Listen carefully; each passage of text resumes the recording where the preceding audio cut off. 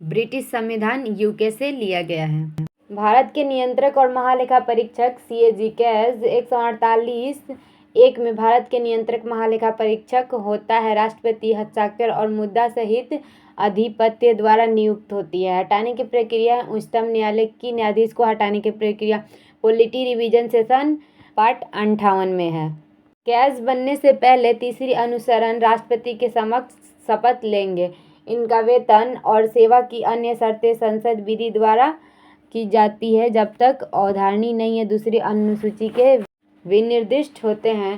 कैज का पद न रह जाने के पश्चात भारत सरकार या किसी भी पद के सरकार के अधीन पद के पात्र नहीं होते हैं। 151(1) के अंतर्गत सीएजी रिपोर्ट राष्ट्रपति के समक्ष प्रस्तुत करते हैं, संसद के प्रत्येक सदन के समक्ष रखेंगे। 151(2) के अंतर्गत राज्य में राज्यपाल के समक्ष। इनका कर्तव्य क्या होता है?